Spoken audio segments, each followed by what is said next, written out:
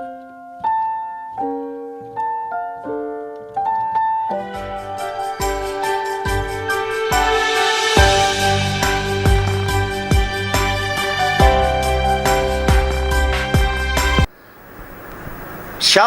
umat Allah yang diberkati Tuhan dimanapun Anda berada. Saya percaya kasih karunia, kemurahan dan berkat Allah selalu menjadi bagian di dalam kehidupan kita. Kembali bersama dengan saya, Pastor Dr. Hanas DTH dalam program Reminiscence. Kita akan belajar kebenaran firman Tuhan pada saat ini bersama-sama. Saya percaya bahwa pembelajaran firman Allah hari ini akan membuat kita menjadi orang percaya yang bertumbuh, berakar, dan berbuah dalam Kristus Yesus Tuhan kita. Doa Yabes dipopulerkan lewat Bruce Wilkinson melalui bukunya yang berjudul Doa Yabes Menerobos ke Hidup Penuh Berkat. Belakangan ini tokoh Yabes diekspos besar-besaran.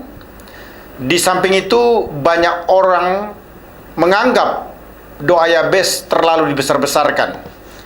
Ron Glenson bahkan tidak merekomendasikan orang lain untuk membaca buku Wilkinson.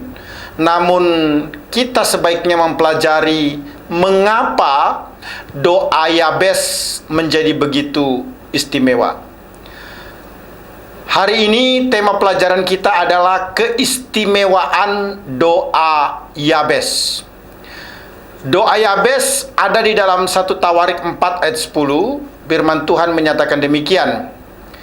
Yabes berseru kepada Allah Israel, katanya, kiranya engkau memberkati aku berlimpah-limpah dan memperluas daerahku, dan kiranya tanganmu menyertai aku, dan melindungi aku daripada malapetaka, sehingga kesakitan tidak menimpa aku, dan Allah mengabulkan permintaannya itu. Umat Allah yang diberkati Tuhan, sedikit sekali yang dapat kita ketahui tentang tokoh Alkitab yang bernama Yabes. Yabes termasuk suku Yehuda, suku Raja Daud. Dan salah satu fokus kitab Tawarik adalah dinasti Daud dan silsilahnya. Yabes istimewa dibanding saudara-saudaranya. Yabes menjadi istimewa dijelaskan dalam kesimpulan karena Tuhan mengabulkan doanya. Yabes lebih menonjol dan dihormati daripada saudara-saudaranya disebabkan Tuhan mengabulkan doanya. Doa Yabes dijawab Tuhan membuat nasib hidupnya lebih baik daripada saudara-saudaranya. Nama Yabes secara gramatikal merupakan vocal imperfect orang ketiga maskulin singular, sehingga diterjemahkan dia akan berduka atau sengsara. Dinamakan demikian sebab ibunya mengalami kesakitan atau kesengsaraan yang dalam saat melahirkan Yabes. Istilah Otsep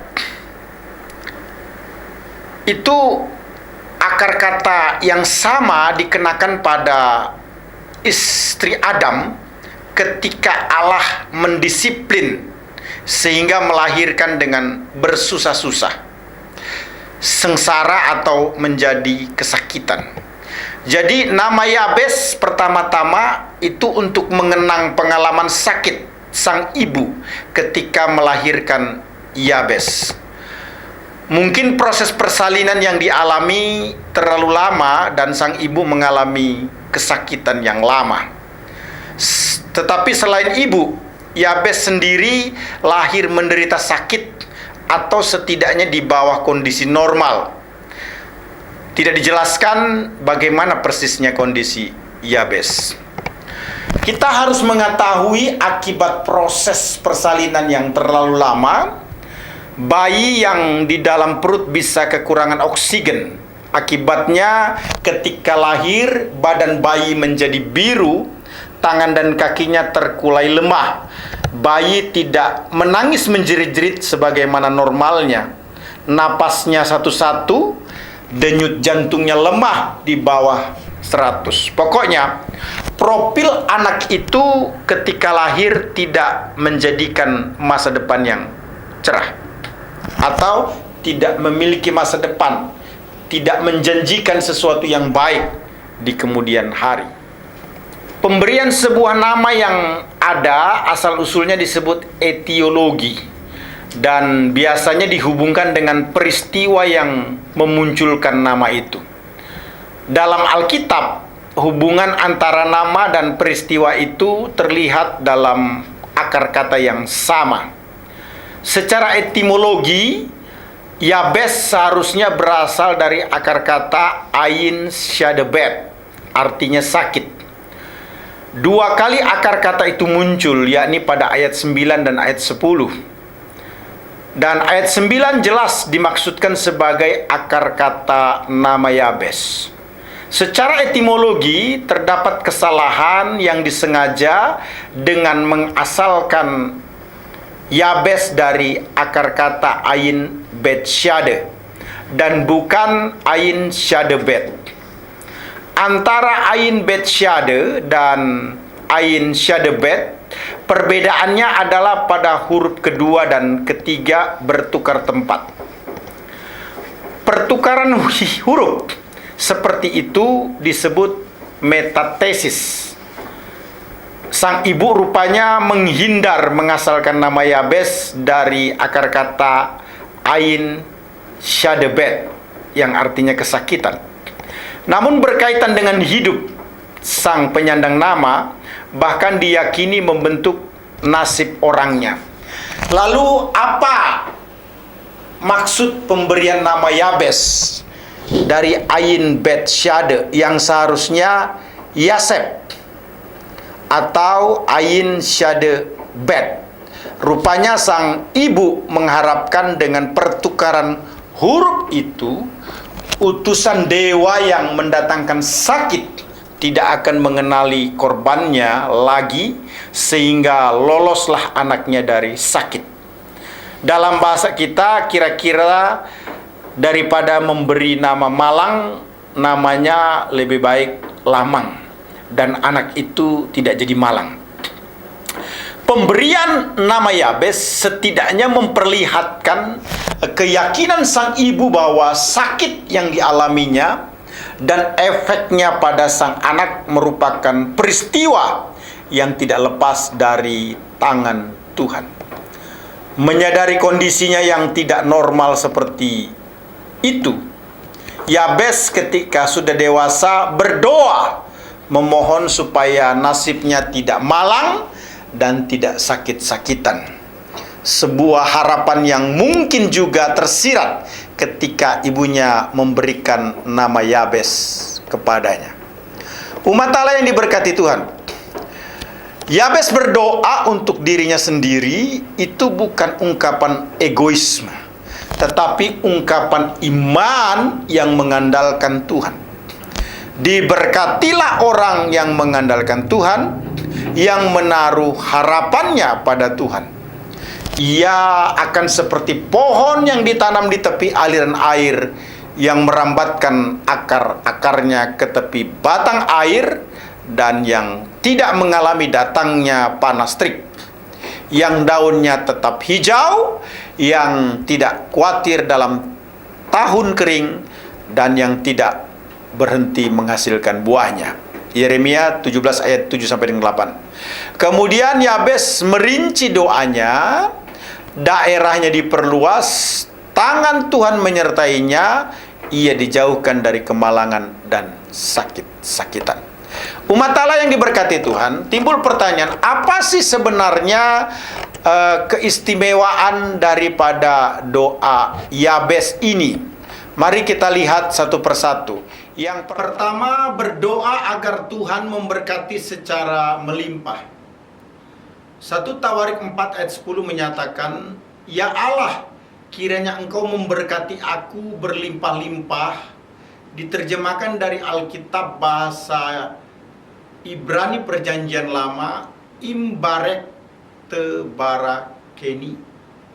Ungkapan tersebut menunjuk kepada Yabes yang mengakui bahwa Allah Israel adalah sumber dari segala berkat. Ia meminta kepada Allah untuk kasih karunia-Nya.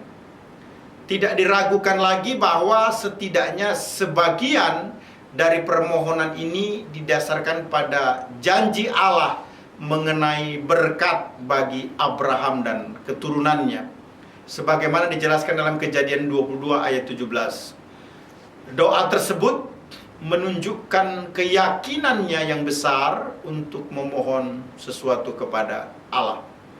Umat Allah yang diberkati Tuhan, istilah barek merupakan piel infinitif absolut. Kita ketahui bahwa bentuk infinitif absolut merupakan atau menunjuk pada satu ungkapan yang pasti atau benar-benar terjadi. Sehingga istilah barek lebih tepat diartikan memberkati berlimpah-limpah secara pasti atau benar-benar terjadi. Istilah barek diikuti kata tebarakeni, merupakan pepiel imperatif orang kedua maskulin singular suffix pertama. Kata kerja piel imperfect pria tunggal akhiran orang pertama.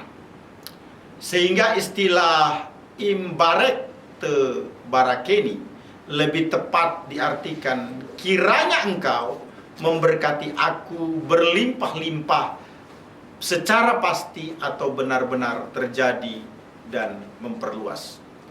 Umat Allah yang diberkati Tuhan, keistimewaan doa Yabes yang pertama berdoa agar Tuhan memberkati secara melimpah. Yang kedua, berdoa agar Tuhan memperluas daerah kepemilikan. Yabes minta daerahnya diperluas sebagai anggota kaum Israel. Ia maupun kaumnya tentu sudah mempunyai batas-batas wilayah sendiri. Namun ia berdoa untuk wilayah yang lebih luas lagi. Dalam konteks perjanjian lama, perluasan wilayah tidak identik dengan penjajahan, melainkan supaya bangsa-bangsa lain mengenal Allah Israel. Mintalah kepadaku, maka bangsa-bangsa akan kuberikan kepadamu menjadi milik pusakamu, dan ujung bumi menjadi kepunyaanmu. Mazmur 2 ayat yang ke-8. Ketika Yosua sudah lanjut usia, Allah berfirman kepadanya, engkau telah tua dan lanjut umur, dan dari negeri ini masih ada banyak yang belum diduduki.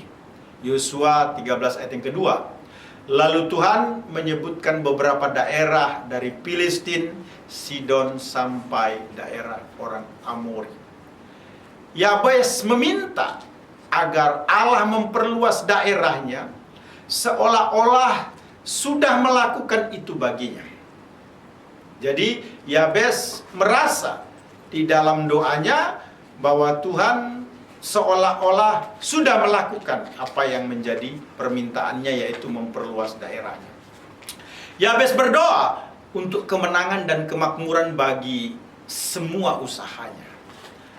Yabes berharap selalu ada peningkatan di dalam kehidupannya. Kemungkinan waktu itu Yabes bekerja dalam sektor agraris sebagai petani atau peternak.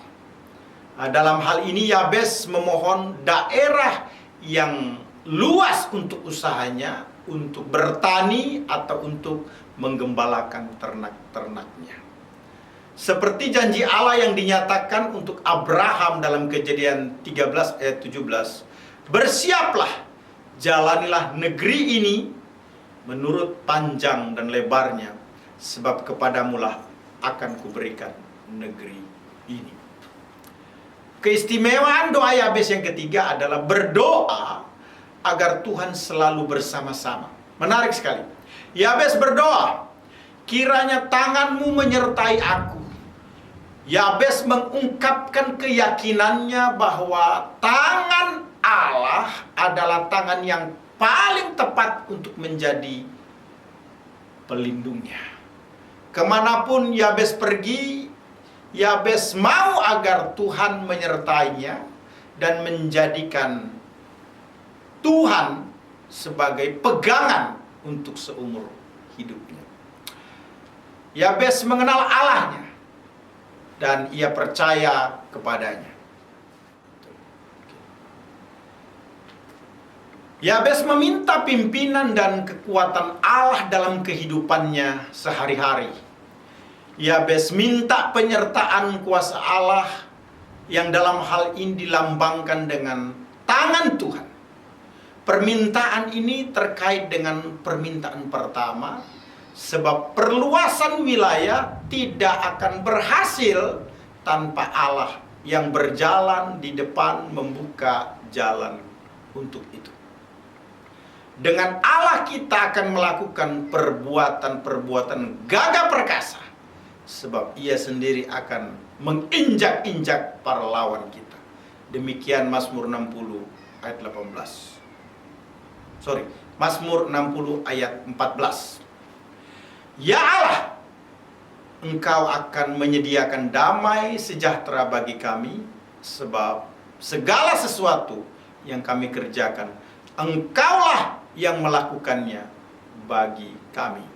Yesaya 26 ayat 12. Yabes menyadari keharusan bersandar pada kuasa Tuhan untuk perluasan daerahnya. Umat Allah yang diberkati Tuhan, keistimewaan doa Yabes yang keempat adalah berdoa agar Tuhan melindungi dari malapetaka. Yabes berdoa, kiranya Engkau melindungi aku daripada malapetaka, sehingga kesakitan tidak menimpa aku.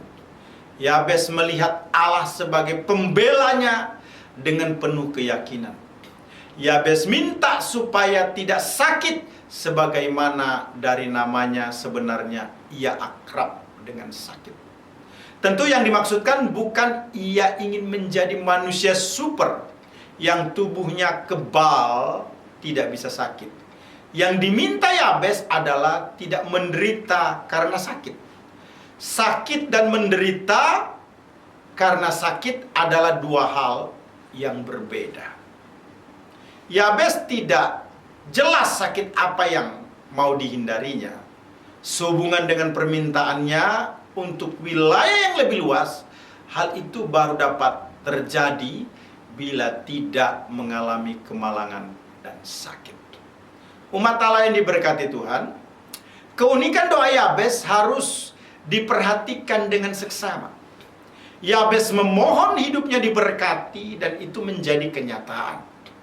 Di telinga orang Israel, sungguh aneh orang bernama Yabes yang semestinya akrab dengan sakit-sakitan, namun akhirnya menjadi lebih terhormat melebihi saudara-saudaranya. Kenyataan hidupnya paradoks dengan arti namanya. Kunci sukses Yabes adalah karena ia mempunyai doa yang berani dan Tuhan mengabulkan doanya. Hidup Yabes berubah karena Tuhan mengabulkan doanya. Kendati penerapan doa Yabes tidak sama persis untuk masa kini yang konteksnya berbeda, secara prinsip doa Yabes tetap relevan. Perhatikan prinsip di dalam berdoa. Ada dua prinsip yang melandasi doa Yabes. Yang pertama, ia memohon untuk dirinya sendiri. Tindakan ini tidak egois bila ada keperluan seperti Yabes. Janji pertama Allah kepada Abraham adalah memberkatinya. Tuhan berkata, aku akan membuat engkau menjadi bangsa yang besar dan memberkati engkau serta membuat namamu masyhur dan engkau akan menjadi berkat. Kejadian 15 ayat yang kedua. Minta diberkati agar hidup dapat menjadi berkat sama sekali tidak salah. Sebelum menjadi berkat, kita harus diberkati lebih dulu. Jadi, ada dua prinsip yang melandasi doa Yabes. Saya ulangi, yang pertama, Yabes berdoa untuk dirinya sendiri. Yang kedua, kesederhanaan doa Yabes minta diberkati tidak berarti doa adalah perkara yang sederhana. Doa harus ditujukan kepada alamat yang benar atau tepat, yakni kepada Allah Israel. Dalam perjanjian lama, sebutan untuk Allah atau Elohim jarang berdiri sendiri, karena kata Ibrani yang sama bisa dipakai juga untuk menyebut Allah-Allah bangsa lain. Doa untuk diberkati merupakan ambisi yang baik, karena ambisi tersebut tidak bercita-cita untuk membangun kerajaan dan popularitas diri, tetapi untuk kemuliaan Tuhan. Maka Tuhan mempunyai alasan untuk memberkati ambisi tersebut. Yabes memohon supaya wilayahnya diperluas. Dalam konteks gereja, doa Yabes itu dapat dihubungkan dengan pesan Tuhan Yesus untuk memperluas kerajaannya. Pergilah ke seluruh dunia, beritakanlah Injil kepada segala makhluk. Markus 16 ayat 15. Rasul Paulus belum puas sebelum membawa Injil ke Roma, bahkan kalau bisa sampai ke Spanyol.